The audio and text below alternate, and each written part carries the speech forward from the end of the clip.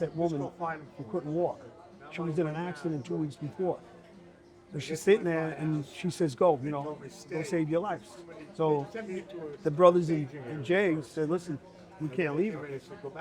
So Jay knows he's got to get out of there. None of the brothers know. So he goes, so listen, go get a chair and we'll put her on a chair and we'll carry her down.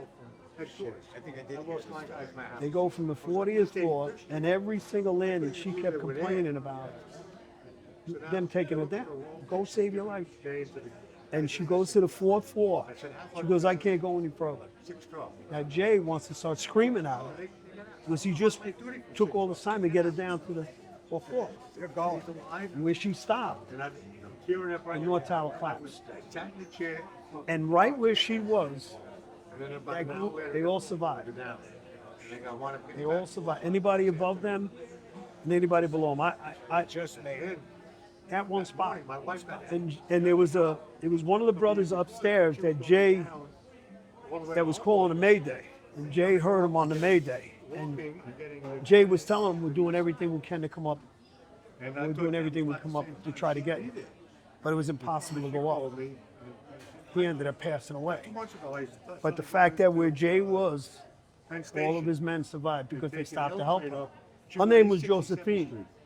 So what they did was, Josephine wasn't a rich woman. She ended up dying like 5 years ago.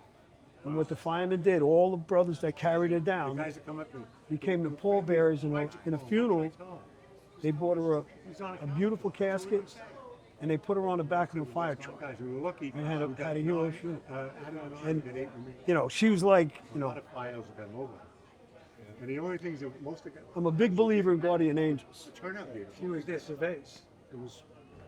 I just finished writing. Did you hear what he just said? Tell this guy what you just said. 400 already. I'm a major believer in guardian angels. Major believer. And I can tell you the thing. Yeah, I could even tell you stories about, like I was telling you about Jay Jonas. Not Jay Jonas, but John McLaughlin, 430 guy. And I'm in the middle of writing another one about this trip. And what I did was, and we all have a purpose. Once you're a fireman, and all of a sudden you retire, you have a purpose in life. But once that purpose, like Billy did 30-some-odd years, Jerry did 30-some years. When you get out, when you do your time, you're kind of like satisfied with what your career is. Mine was cut short. I went through a whole bunch of knee operations. I had 5 knee operations, 2 major reconstructions to stay on the job. They were going to retire me at 42 years old. I didn't want to leave. I went through all of this. So what ends up happening is you got a purpose. So when I got out, I started doing volunteer work around the country because I'm sitting around. I wasn't going to feel sorry for myself. I got a pacemaker defibrillator in. I actually got a pacemaker defibrillator in. So I got all this other stuff after 9/11, but I don't stop. So I want to give back. I want to get a chance to go around and thank people for what they've done for us. Yeah, you might not have come down to the Trade Center and handed out water or whatever it does. But I guarantee you on that day, you dropped to your knees and you said a prayer for a faceless fireman or a faceless cop, and you said a prayer for us. And there's no other explanation that I could say that got us through 8 months. And there were times I like I said, when I was with John McLaughlin, that 4-letter word of hope. As the days went on, after John McLaughlin came out, they started to dwindle down. Then all of a sudden you had to change your whole mindset and start saying to yourself, we're not gonna find any more people alive. Now you gotta change your mindset. Now you gotta do a recovery. Right. And in your heart of hearts, you're saying to yourself, there's been people in China or people in other parts of the world that have had earthquakes that people survived for 2 or 3 weeks with a drip of water. And now you're thinking, but as time went on, I did 2.5 weeks from the 11th to like the 27th. And I'm sitting on a piece of steel and I'm looking over the Hudson River and the sun comes up and beautiful, beautiful sky. And I start looking around, I see cranes and dump trucks and backhoes. And I start crying. And right then and there, I knew I had to get out. because there was nothing else for me to do. We were on a bucket brigade for 2.5 weeks. So then I got out of the hole.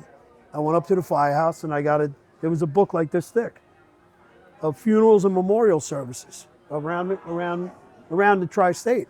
Yeah. And I took the book, put my Class A's on, and I made sure that I tried to make anywhere from 3 to 4 funerals and memorial services a day. One of them that I went to, and this is one of the guardian angels, one of them I went to was Kathy Mazza. I never knew who she was. She was actually a Port Authority cop. She was a captain in a Port Authority cop. I went to her funeral because it was on in the way from Long Island to Brooklyn to go to Tony DeRubio's brother, David DeRubio. And I'm in between going, and I said, you know what? Let me stop here and I'll go. So I went. I didn't know who she was. I took a mass card and carried a mass card. I got mass cards of every single person who's ever died in my car. I carried them with me every single day. I never ever leave without them. So I got all the mass cards and I put Kathy Mazza's mass card in. I had it in there for at that time, maybe 3 or 4 years in my car. So I take my son he was going to Penn State. He was going to Penn State for it was a football clinic. He was in high school. So I'd never been to Shanksville. So I'm driving out, I drop him off at Penn State, and now I decide I said, you know what, I'm by myself. Never be out here again. I'll go to Shanksville. So I drive to Shanksville, Pennsylvania. I go over there and I see it was during the 10-year anniversary, 10-year memorial, because they just had the gate up. They didn't finish the memorial. So I go over to that spot, I'm looking, and I said my prayers and paid my respect. And then I get in my car and I'm leaving. And then as I'm driving, I'm going home. I don't know how to go before the wave thing came out. So now all of a sudden I'm driving, I come to a T in the road. And in the T in the road is a telephone pole in front of me. And there's a white sign, a little white sign on the bottom of it that says, Flight 93 Chapel, with an arrow facing to the left. I come over to the sign, I look at it, I'm straight ahead, I go, I don't know. I said, you know what? That sign is a sign. So I made a left. And I started following, waiting to see this 93 Chapel. And I'm driving. I go, yeah, Pennsylvania, up and down these mountains here.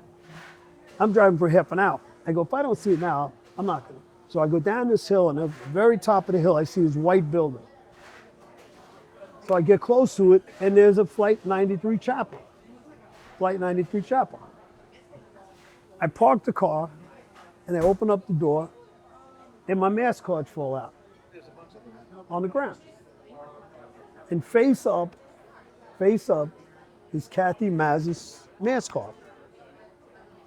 So I wrote about it. I put them all back in the my case.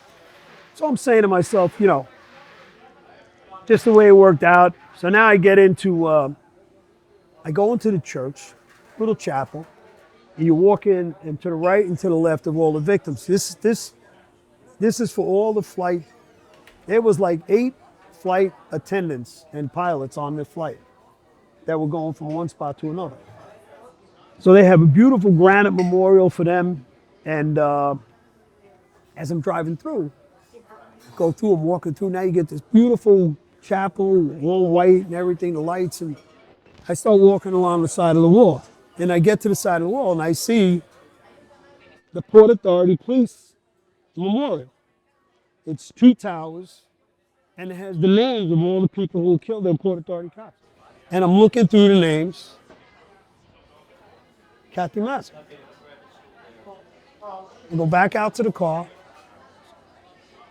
I'm looking for it in the book because I got a picture of it in the book. I go out to the car. I get her picture, and I come back, and I put her picture right next to her. Yeah. Wow. And this is the flight. This is the chapel and everything else. Well, I looked at it as it was a reason why I seen that little sign on the road and made that left-hand turn and came all the way out here because it was meant to be for me to have that picture, to put it on the side of that memorial. So this way, anybody who ever sees Kathy Mazza will always put a face. I never knew who she was. And I'm a big believer in guardian angel. Because listen, a believer, there are no coincidences. No.